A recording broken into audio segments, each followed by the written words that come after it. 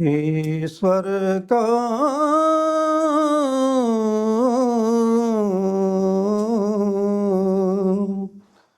ईश्वर का और किस योनि में ना ज्ञान मिलेगा।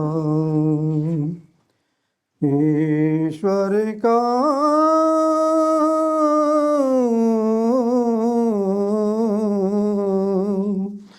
और ना किस योनि में ज्ञान मिलेगा। इस चोले में ही भगवान मिलेगा। इंसान के चोले में ही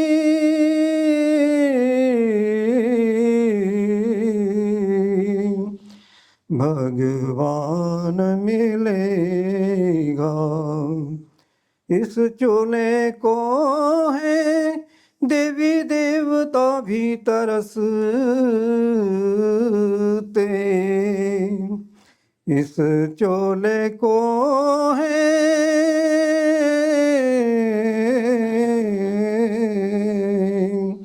देवी देवता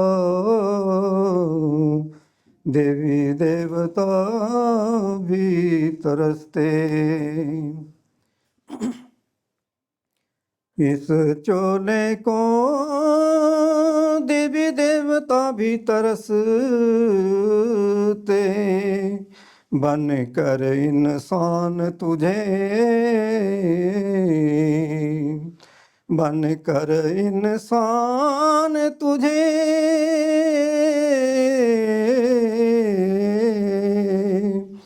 आत्म ज्ञान मिलेगा। आत्म ज्ञान मिलेगा। हठ योगवा जप तप से उसे पाना है मुश्किल। हठ योगवा जप तप से उसे पाना है मुश्किल। वो प्रेम के रास्ते ही से वो प्रेम के रास्ते ही से आसान मिलेगा। वो प्रेम के रास्ते ही से आसान मिलेगा।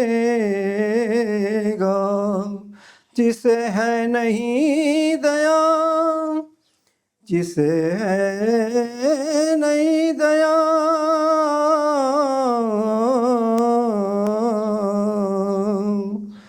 पुण्य दान से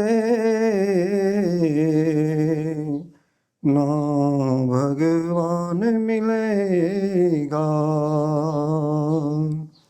ईश्वर की कृपा से ही वो ज्ञान मिलेगा।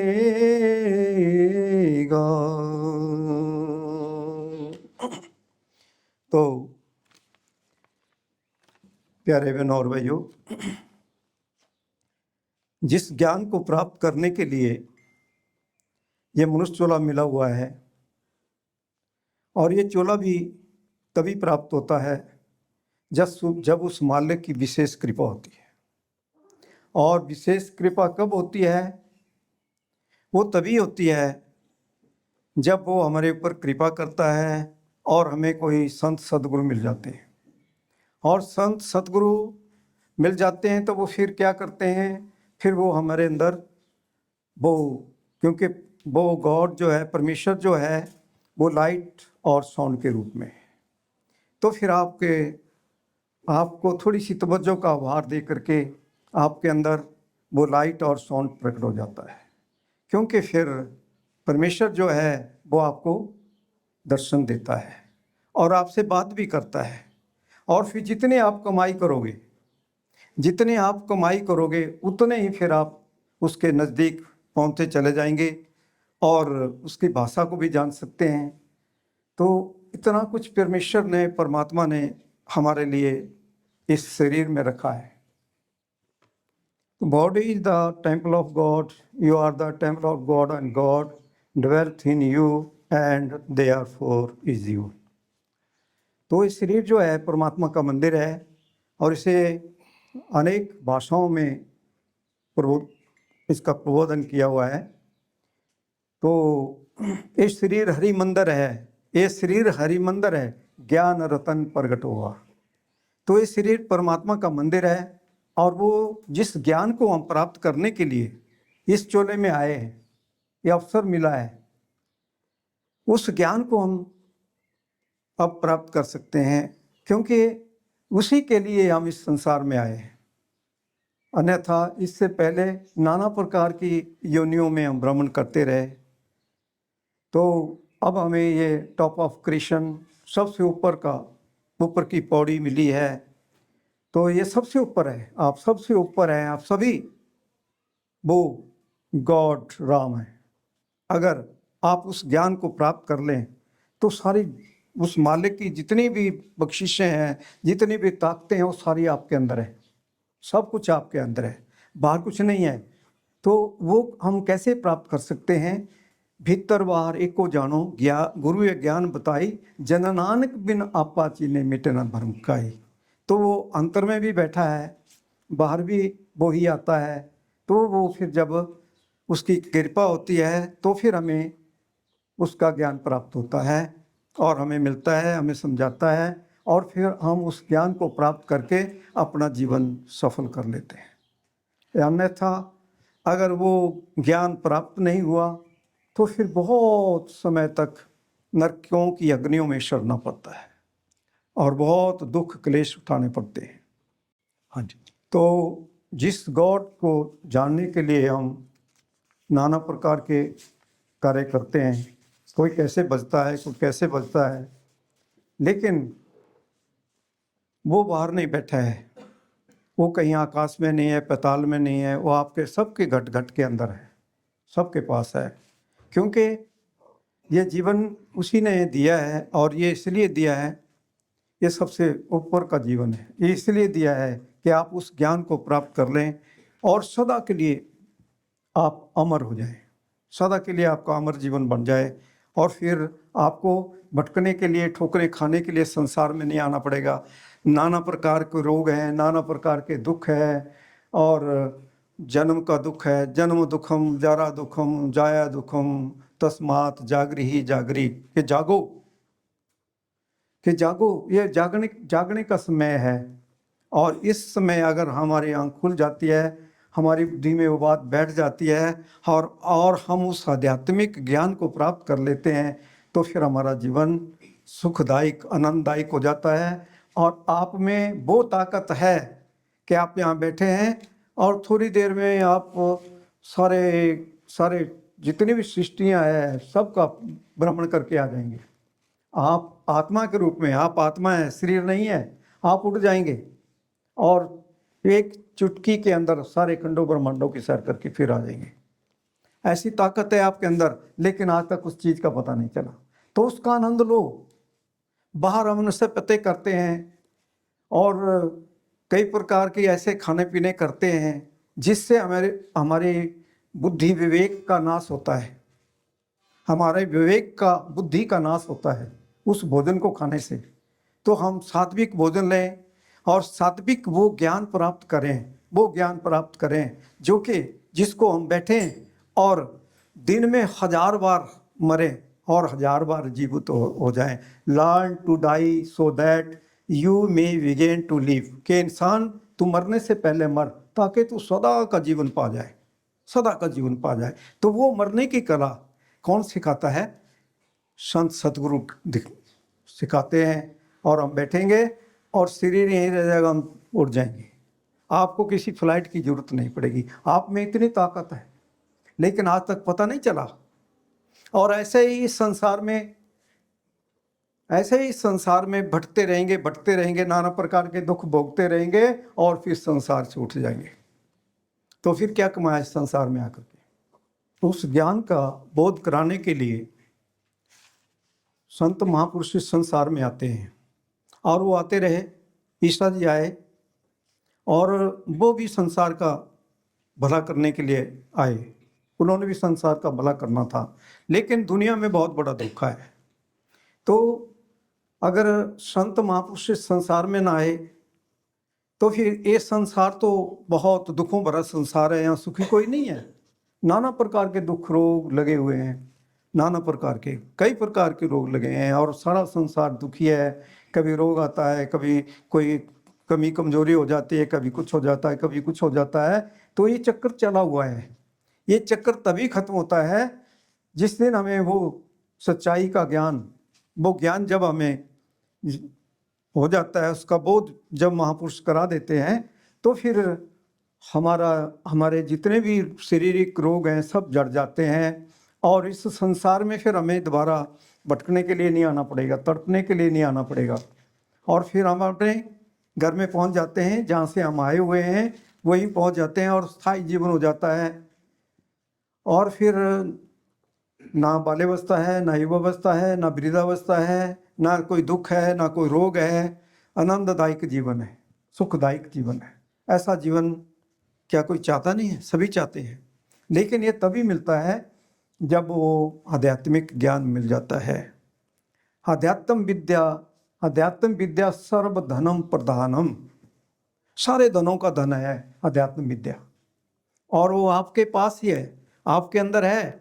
बच्चे में भी वो शिक्षा होती है, लेकिन जब वो अध्यापक के पास जाता है तभी वो विद्या उजागर होती है, ऐसे नहीं होती है। इसी प्रकार वो अध्यात्म विद्या प्रत्येक प्राणी में है, सब में है, सबके घट घट में है। लेकिन जब तक बोध कराने वाला गुरु नहीं मिलता तब तक वो विद्या हमें हासिल नहीं होती है।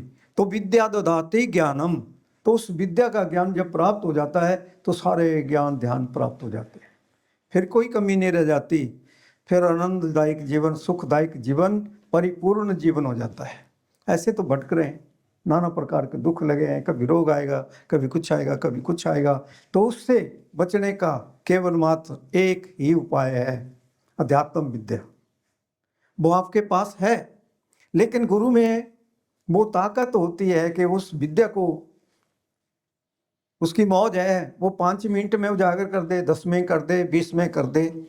लेकिन पहले तो ऐसा होता था, पहले तो 2 घंटे भी लग जाते थे, ज़्यादा भी टाइम लगता था, लेकिन छांटी करते थे जीवों की, तभी वो नाम मिलता था, ऐसे नहीं मिलता था। लेकिन आज तो कलयुग केवल नाम आधारा, सुमर सुमर नरेत उतर ही पारा, नैन तिरिक्तता सिदा खलो, वेदोत कर्म नाम हरि स्मरण में वात्र संपूर्ण फलदायक। तो सारे फलों का फल प्राप्त हो जाता है जब वो नाद और लाइट, शब्द और लाइट, ये जब आपको मिल जाता है तो फिर आप मालो माल हो जाते हैं, क्योंकि वो धारा रोम रोम से चलती है। दादू साहब भी बहुत बड़े महापुरुष हुए, क्योंकि दादू साहब आए, गुरु नानक देव जी आए, सावंत सिंह जी आए, महाराज कृपाल सिंह जी आए, महाराज ठाकुर सिंह जी आए। तो सभी महापुरुष इसीलिए आते रहे, वो किसी से कुछ धन लेने के लिए नहीं आते, पैसा लेने के लिए नहीं आते। हम भी किसी से पैसा नहीं लेते, हमारा जो भी सेवा है फ्री है आपके लिए, इसका लाभ उठाओ। दास को कोई बड़ाई नहीं चाहिए, महापुरुषों को कोई बड़ाई नहीं चाहिए होती है, किसी की कुछ नहीं चाहिए होता है। उन्होंने तो सबका भला करना है, सभी को सुखी करना है, सबके रोग शोक खत्म करने होते हैं। तो सबके रोग शोक खत्म कर देते हैं। वो तभी होते हैं जब हमें वो ज्ञान प्राप्त होता है। तो ईसा जी ने एक बहुत सुंदर talk the, bird was made flush and wealth against us, के मेरे बहादुर बच्चों उस शब्द को सुनो जो आपके अंदर हो रहा है। और उन्होंने ये भी कहा कि Lord is in me, Lord is in you, Lord is in me, Lord is in you, as life is in every seed, put fall pride and seek the Lord within. तो वो परमेश्वर कहते हैं ईसा जी कह रहे हैं कि वो परमेश्वर मुझ में भी है, वही वही आप सब में है, सब में है, कहाँ नहीं है, सब में है। लेकिन आपने बहुत बड़ा धोखा है कि आज तक आपने देखा जो सबको सुखी करने वाला है तो वो आप में बैठा है, लेकिन वो तभी दिखेगा जब हमारी गुरु वो उस आंख को खोल देता है, जब वो आंख, तीसरा नेत्र, ये दो नेत्र जो हैं ये माया के नेत्र हैं, माया को देखते हैं। लेकिन जब वो उस लाइट, जहाँ से लाइट आ रही है, उस नेत्र को जब खोल देते हैं तो इसके द्वारा जो भी हम देखते हैं वो सच्चाई है, वो कभी फना नहीं होता। जो भी देखते हैं वो फना नहीं होता। इन नेत्रों के द्वारा जो भी हम देखते हैं वो सब फना हो रहा है, आ रहे हैं, जा रहे हैं, खत्म हो रहे हैं। तो ये सच्चाई नहीं है, सच्चाई ये है। लेकिन ये नेत्र गुरु खोलता है और नहीं कुछ। तो उन्होंने भी कहा कि लाइट एंड साउंड गॉड, परमेश्वर क्या है, वो लाइट के रूप में है, और जो हमारे अंदर धारा चल रही है शब्द की, शब्द के रूप में है। लेकिन शब्द हम तभी सुन सकते हैं, तभी उसको जान सकते हैं जब जो हमारे कानों के ऊपर काल की मोहरें लगी हुई है, गुरु इनको उतार देता है और हम सुनने के काबिल हो जाते हैं। और वो आनंद लगा हुआ है हमारे अंदर, उसको सुनने के काबिल हो जाते हैं। और देखने के काबिल भी तभी होते हैं जो यहाँ वज्र को पाट लगे हैं। जब वो शब्द की चोट पड़ती है तो फिर वो किवाड़ खुल जाते हैं, फिर हमें पता चलता है, ऐसे नहीं पता चलता। तो इसलिए उन्होंने कहा कि listen to the secret sound, the real sound which is inside you, the one talks और speaks the real sound to himself and he is the one who has made it all. तो वो शब्द जो है आपके अंदर हो रहा है, चल रहा है, और उसको सुनना है। उसको सुनने से हमारे सारे शारीरिक रोग खत्म हो जाते हैं, सारे दुख दूर हो जाते हैं, और आप में इतनी ऊर्जा आ जाएगी, इतनी ताकत आ जाएगी कि आप फिर उठ जाएंगे और फिर इसी शरीर में आ जाएंगे। जब चाहे आप बैठो और चले जाएंगे और फिर इसी शरीर में आ जाएंगे। तो ऐसी ताकत है आपके पास, आपको किसी चीज की जरूरत नहीं पड़ेगी, ऐसा कुछ है आपके पास। लेकिन हम दुखी इसी कारण से हैं कि हमें कोई रास्ता दिखाने वाला कोई गुरु नहीं मिला, जो आप मुक्त करे संसार, सदा तिस जन को नमस्कार। जो आप मुक्त है वो ही हमें भी मुक्त कर सकता है, क्योंकि ये 6 चक्रों का शरीर है। 6 चक्रों में हमारी आत्मा, हम कौन है, हम शरीर नहीं है, मन नहीं है, बुद्धि नहीं है, हम केवल मात्र आत्मा है। तो वो आत्मा बंधनों में बंधी हुई है, तो वो बंधन जो आप मुक्त होगा वो बंधन उतार सकता है, और आपकी आत्मा स्वतंत्र हो सकती है, फिर उड़ने के काबिल हो जाती है, तभी उड़ सकती है, ऐसे नहीं उड़ सकती। तो अभी आप आवाज़ सुन रहे हैं, यही आवाज़ आपके अंदर हो रही है। ईसा जी ने जब समझाया कि देखो, मंदिर में जाओ घंटे बज रहे हैं, चर्च में जाओ घंटे बज रहे हैं, जहाँ भी कोई भी धर्म स्थान है वहाँ पर आप एंटर करेंगे, वहाँ वाद्य यंत्र बज रहे हैं। वैसे ही बगैर बजाने के आपके अंदर वो बाजे बज रहे हैं, जिनको सुनने से इतनी आत्मा लवलीन हो जाती है, इतनी लवलीन हो जाती है, इतनी ताकत उसमें आ जाती है कि वो उड़ जाती है, इतनी ताकत आ जाती है उसमें, इतनी ताकत है। तो उस चीज़ का ज्ञान हमें चाहिए। अगर वो ज्ञान नहीं मिला तो फिर किस लिए आए संसार में, सड़ने गलने के लिए आए, दुख झेलने के लिए आए। तो वो ज्ञान के लिए आपको कोई पैसा नहीं खर्च करना पड़ेगा, कुछ भी देना नहीं पड़ेगा, वो ज्ञान आपको फ्री मिलेगा, फ्री मिलेगा। अभी आज ही लेकर के जाओ, बैठो, और जब आपको मिल जाएगा तभी उठाएंगे, आप कहेंगे हाँ जी मिल गया, तो ठीक है। अगर नहीं मिलता तो बोलो आप, कोई ऐसा नहीं है जिसको नहीं मिला, सबको वो ज्ञान मिल जाएगा, आज ही मिल जाएगा, आज ही लेकर के जाएंगे, और आप माल होकर के जाएंगे। फिर आनंद करो, फिर खाओ, खर्चो, रल मिले भाई, तोट ना हो बद हो जाए, फिर बढ़ता ही जाता है, बढ़ता ही जाता है, जितना मर्जी बांटते चले जाओ, फिर ख़त्म नहीं हो सकता।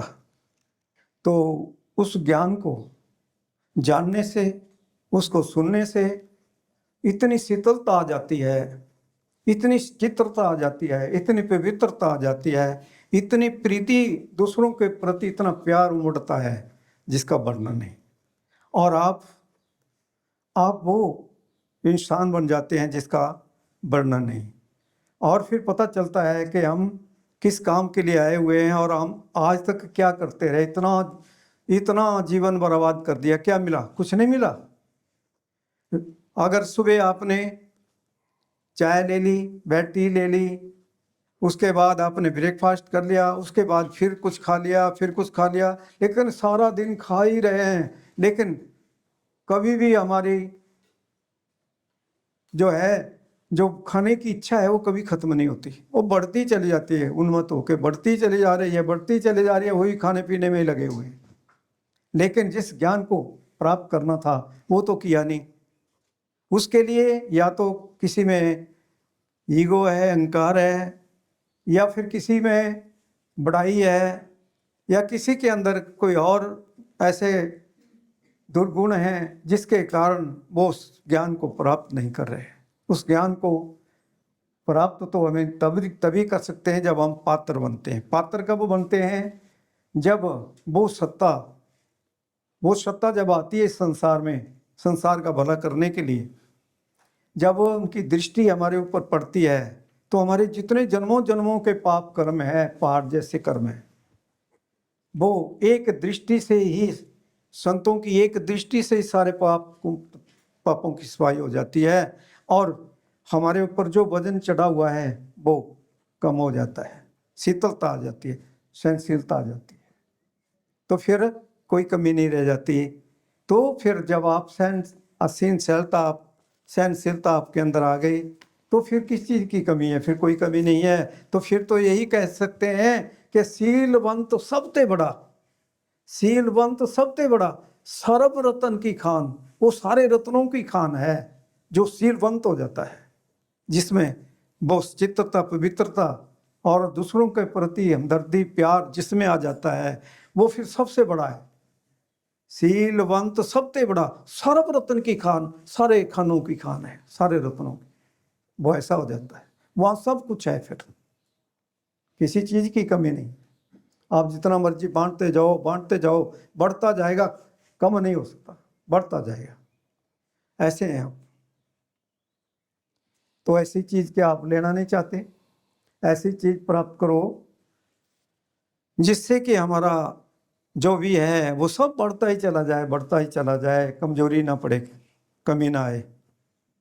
तो आज ही वो ज्ञान प्राप्त कर सकते हैं। आपको अवसर मिला है, फिर क्या पता कभी ये अवसर मिले ना मिले, लेकिन अगर अच्छा काम करना है तो उसको आज ही कर लो। बुरा काम आ रहा है उसको टालते जाओ, उसको ना करो, अच्छा काम कर लो। तो ऐसी सहनशीलता आपके अंदर आ जाएगी।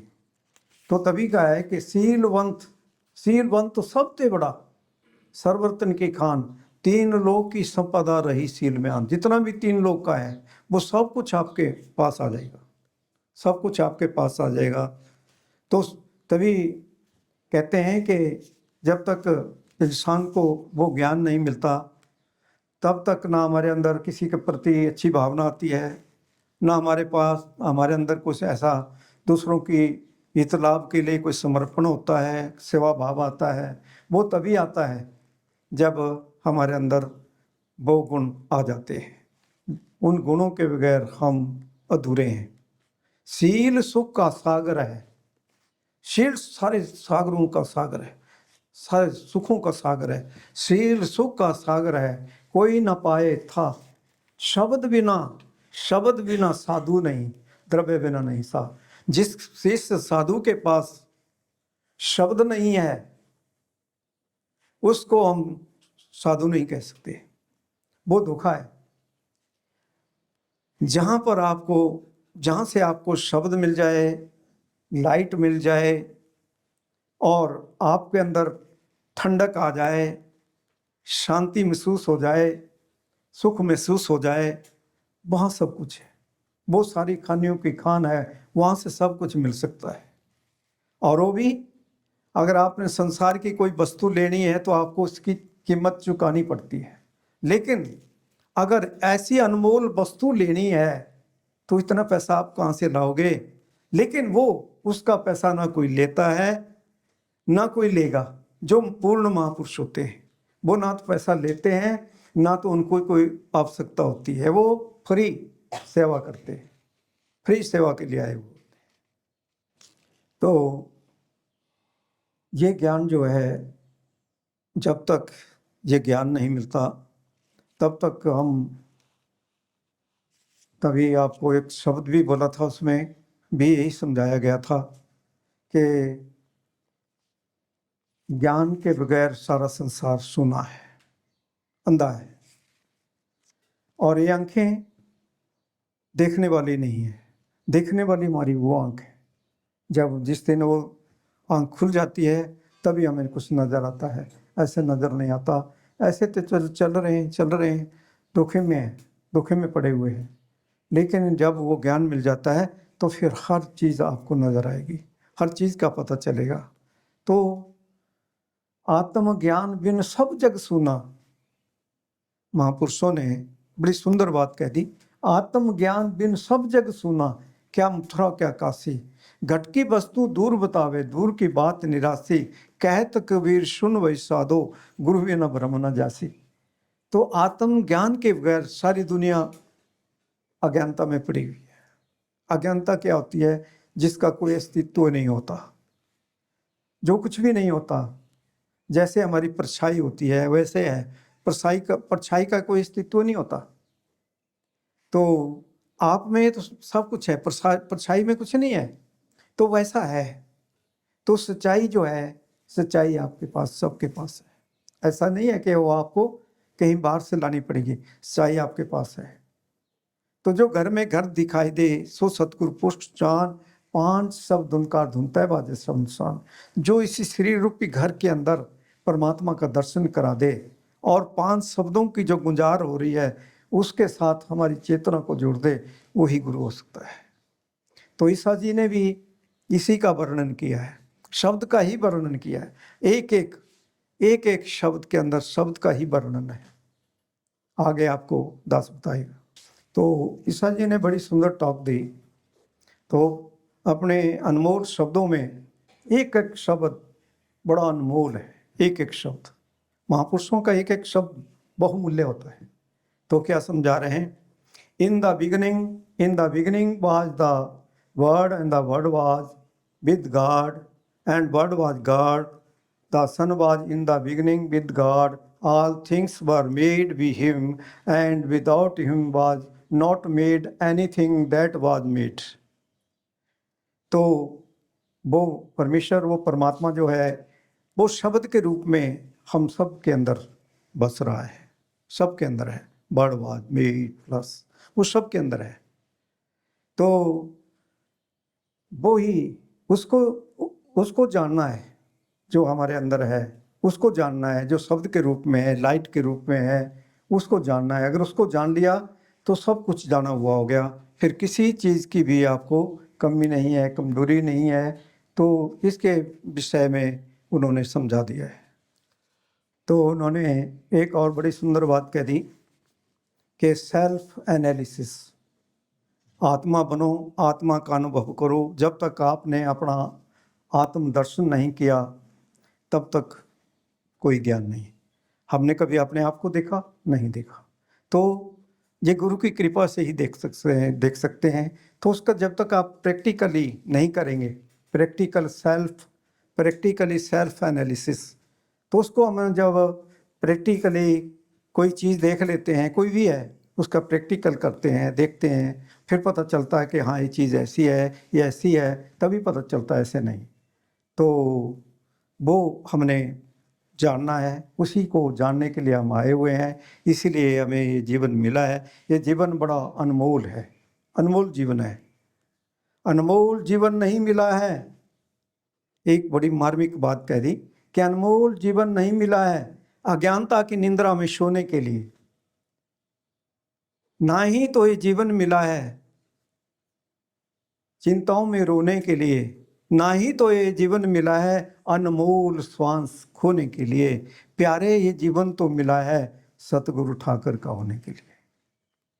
बहुत चिंता लगी है सारे संसार को, कोई ऐसा नहीं है जो उस चिंता से बचता है। चिंता सबको खा गई, सारे जितने भी दुनिया है सब चिंता का ग्रास हो रही है, चिंता का ग्रास। लेकिन उस चिंता से कैसे बचते हैं, उससे हमारा बचाव कैसे होता है? जब आप, जो उन महापुरुषों ने कह दिया, ईशा जी ने कहा कि उस शब्द को सुनो जो आपके अंदर, सारे बाजे बज रहे हैं आपके अंदर, पंच शब्द अनाहत बाजे, सुन सुन आनंद करे प्रभु गाजे, प्रगटे गोपाल मंत के माथे, नानक उधरे तिनके साथ। तो वो 5 शब्दों की गुंजार आप सबके अंदर हो रही है, और उसको, उसकी तरफ हमारा ध्यान नहीं है। हमारा ध्यान केवल मात्र अगर है तो जो हमें चिंताओं में ग्रसित करने वाले हैं उनकी तरफ हमारा ध्यान है। लेकिन चिंता सबको खा रही है। कहते हैं ना कि चिंता सबको खा गई, चिंता सबको खा गई, चिंता नरक का बास, चिंता की जो काफी करे सोई हर का दास। तो चिंता को तो कॉफी की तरह पी जाओ, चिंता में मत ग्रसित हो। वो तभी हमारा छुटकारा होगा जब आप उस चाय के साथ जुड़ जाएंगे। फिर आपको किस चीज़ की चिंता है?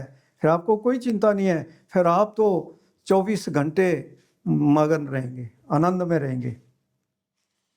तो दादू साहब बहुत बड़े महापुरुष हुए हैं, उन्होंने भी यही कहा कि रोम रोम रस पीजिए, हमारे रोम रोम से वो अमृत बरस रही है, रोम रोम से बरस रही है।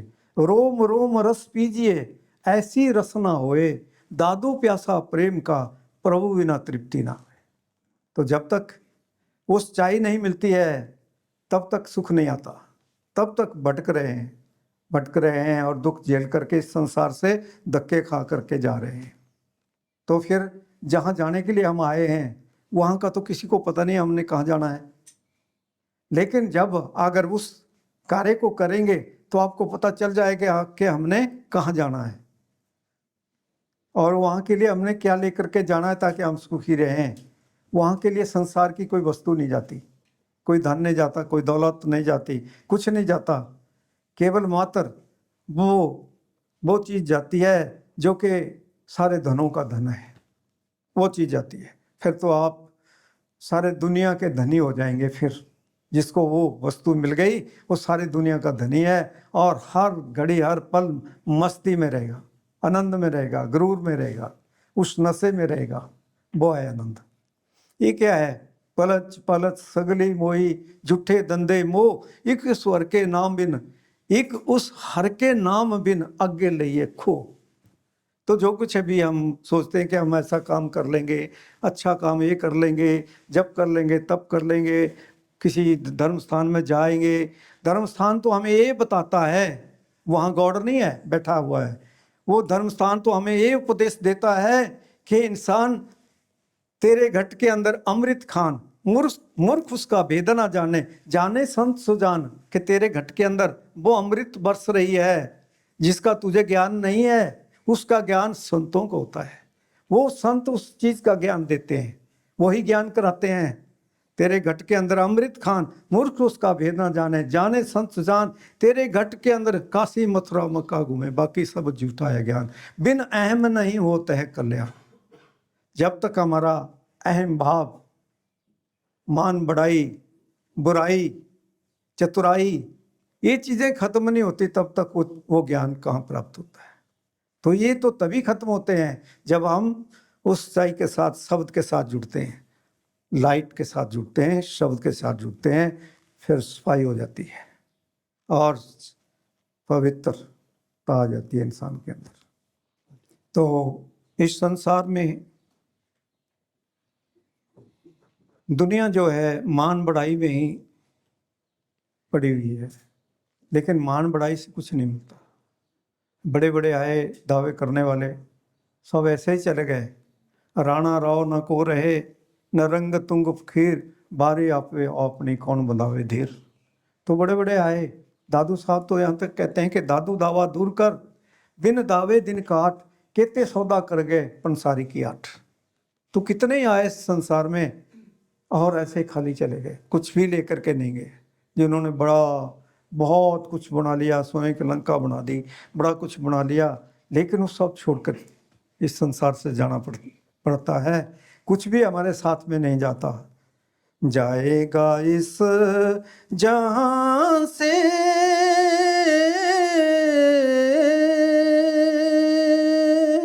कोई ना साथी होगा, जाएगा इस जहां से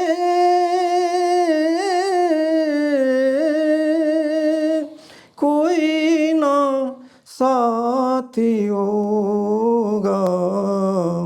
दो गज कफन का टुकड़ा तेरा लिबास होगा, दो गज कफन का टुकड़ा तेरा लिबास होगा, जाएगा इस जहां से कोई ना साथी होगा, कोई ना साथी होगा। हरि नाम को सिमर ले, हरि नाम को सिमर ले, अंत साथी तेरा होगा। हरि नाम को सिमर ले, अंत साथी तेरा होगा, जाएगा इस जहां से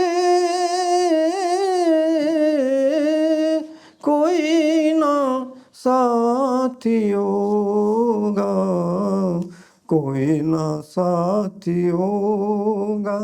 रहता है जिस मकान पे वो मकान है पराया, रहता है जिस मकान पे वो मकान है पराया, आगे की कर तैयारी तुझको है दूर जाना, आगे की कर तैयारी तुझको है दूर जाना, जाएगा इस जहां से कोई ना साथी होगा। करता रहा मेरा मेरी, करता रहा मेरा मेरी, हरि भक्ति में हो गई देरी, हरि नाम को सिमर ले, अंत साथी तेरा होगा, जाएगा इस जहां से कोई ना साथी होगा। दो गज कफन का टुकड़ा तेरा लिबास होगा। तो जिस दिन हम इस संसार से जाएंगे तो हमारे साथ कुछ नहीं जाएगा। जो अपने पराये भी होते हैं, जो बड़ा मान करते हैं, वो भी दूर दूर हो जाते हैं कि अब जल्दी करो, अब ले जाओ, अब इसका कुछ नहीं रह गया, तो फिर जल्दी से निकाल देते हैं। और फिर उसने इतनी माया जोड़ी, इतने बैंक भर दिए, लेकिन उसके साथ गया कुछ नहीं गया। 2 गज कफन का टुकड़ा, उसका लिबास वही, वो 2 गज कफन का टुकड़ा डाल दिया और राम नाम सत हो गया, कुछ भी उसके साथ नहीं गया। तो ये है इंसान की यात्रा, इतनी सी यात्रा है इंसान की, और आगे बड़ा धोखा है, बहुत बड़ा धोखा है। तो उस धोखे से बचाने के लिए ही संत महापुरुष आते हैं। जागो रे जन जागना, ये जागन की बार, फिर क्या जागो नानका, जब सोए पांव पसार। जब फिर पड़ जाएंगे, राम नाम सत्य हो जाएंगे, तो फिर कौन आएगा जगाने के लिए? कोई नहीं आएगा। तो अब जागने का अवसर है, अब जाग गए तो धोखा खत्म हो जाता है, फिर धोखा नहीं रह जाता, फिर पता चल जाता है कि हाँ ये सच्चाई है, अब इस सच्चाई इस सतपथ पर चलना है। बस यही एक हमारा, केवल मात्र यही एक हमारा है, बाकी सब पराया है, सब यही छोड़ना पड़ता है, कुछ नहीं जाता।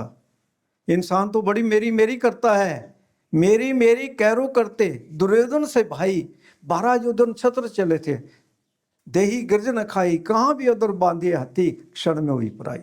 तो मेरी मेरी तो बड़े बड़े करते रहे जो इस संसार में आए, राजे महाराजे बड़ी बड़ी मेरी मेरी करते रहे, लेकिन उनके साथ क्या ले गए? वो कुछ भी नहीं गया उनके साथ, खाली जाना पड़ा, रोते हुए जाना पड़ा। तो फिर उनके लिए नरक है। उन्होंने बड़े बड़े पाप किए होते हैं, राज लीला राजन की रचना करिया घोर हारा, सेज सोनी चंदन चुआ नरक घोर का द्वारा। तो फिर नरकों के द्वार खुल जाते हैं उसके लिए, फिर नरकों में सदा के लिए, फिर नरकों में ही सड़ना पड़ेगा सदा के लिए। तो कभी सोचा कि हम अपने जीवन का उत्थान करें, अपने जीवन को सुंदर बनाएं और सुंदर जीवन जिए और शांतिपूर्वक संसार में भ्रमण करें, रहें, और शांति से इस संसार से जब जाएं तो शांति से जाएं, और जहाँ जाने के लिए हम आए हुए हैं वहाँ भी हमारे लिए फिर वहाँ सब कुछ तैयार हो जाएगा। आपको वहाँ रहने के लिए आपको ठोकरें नहीं खानी पड़ेगी, वहाँ आपके लिए, आपकी सुविधा के लिए हर चीज़ वहाँ मौजूद हुई आपको। और जिस दिन जाएंगे तो इतनी जय जयकार होगी, इतनी जय जयकार होगी आपकी, इतने सायरन बजेंगे, इतने सायरन बजेंगे कि बड़े बड़े देवी देवता भी आपको नमस्कार करेंगे कि हमारे लोगों में भी, हमारे देश से भी ऐसी महान हस्ती कोई आ जाए तो हमारा भी बेड़ा पार हो जाए। तो वो है जीने का लाभ। अगर ऐसे कीड़े मकोड़ों की तरह ही जीवन जीते रहे तो क्या कमाया इस संसार में आकर के, क्या कमाया? यहाँ भी रोते रहे और वहाँ भी रोते रहे, वहाँ तो फिर रोना ही रोना है। तो इसलिए समय के रहते हुए जाग जाओ। उसमें कोई आपको कोई खर्चा नहीं करना है, कुछ और कुछ नहीं करना है, वो आनंद ही प्राप्त करना है। बस उस मस्ती में रहो, उस गुरूर में रहो। वो मस्ती वो है कि रिम झिम बरसे अमृत धारा, मन पीवे गुर सब बेचारा। तो वो अमृत बरस रही है, लेकिन उससे हम बेखबर हैं। वो आपके लिए है, जो अमर कर देने वाली है, वो आपके लिए है। तो उसको प्राप्त करो। उसको प्राप्त करने के लिए हमें ये मनुष्य जोड़ा मिला है, ये कोई बुराइयां करने के लिए नहीं मिला है, इसलिए मिला है, या मान बढ़ाई करने के लिए नहीं मिला है। तो डरिए परमेश्वर ते, मान ना करिए, जे करिए तां भी डरिए, जे ना करिए तां भी डरिए। तो उससे डरो परमेश्वर से। तो क्या करें, अब हमारे को तो आपकी भाषा आती नहीं, आती तो है लेकिन इस संसार में नहीं। जब हम उस संसार में एंटर करते हैं तो वहाँ सबकी भाषा, सब भाषाएं आती है, सब आ जाती है। लेकिन इस माया के संसार में जब हम आ जाते हैं तो फिर 1 2 3 4 भाषा तो आ जाती है, लेकिन ज़्यादा नहीं आती। फिर वहाँ तो सारी भाषाएं आती है, सब बात करते हैं। जो पहुँच जाते हैं संतों तक पहुँच जाते हैं, फिर वो सबकी पुकार सुनता है, सबका भला करता है। जो भी पुकार कर देता है वो सुनता है। कहीं में आपको लेटर नहीं लिखना पड़ेगा, फ़ोन नहीं करना पड़ेगा, अंदर से पुकार करनी है, वो तो आपके हर घड़ी हर पल आपके साथ है। तो ईसा जी ने तो यहाँ तक कहा कि if you love me keep my comments, कि अगर आप मेरा कहना मुझसे प्यार करते हो तो मेरा कहना मानो, मेरे वचनों के ऊपर चलो। उन्होंने तो यही कहा। लेकिन सभी महापुरुष यही कहते हैं कि सबसे प्यार करो, सबसे प्यार करो, सबके भले के लिए कार्य करो। यही हमारे मानव जीवन का धर्म है। Those how do not love cannot know God, and love God and love all humanity। तो जितनी परमात्मा की कायनात है, जितने भी जीव हैं, सबसे प्यार करो, सबसे प्यार करो। तो प्रेम का ही उपदेश दिया। प्रेम क्या चीज़ है? प्रेम ही परमेश्वर है, प्रेम ही गॉड है। जिन प्रेम कियो तिन ही प्रभ पायो। जिसने प्यार किया है उसने गॉड को पा लिया, जिसमें सबके प्रति प्यार आ गया। ठीक है, अभी आपने विचार करना है कि आप अपना अगर कुछ करना चाहते हैं, अच्छा कोई कार्य करना चाहते हैं, तो अभी विचार करिए और आज ही गॉड को लेकर के जाइए, आज ही, और फिर मौज करो। फिर कोई रोग नहीं है, कोई दुख नहीं है, कोई क्लेश नहीं है, फिर आनंददायक जीवन है और उस अमृत को पीने वाले बन जाओ। फिर तो आगे का जो भी कार्यक्रम है वो आपको प्रबंधक बता देंगे। तो धन सतगुरु, धन सतगुरु।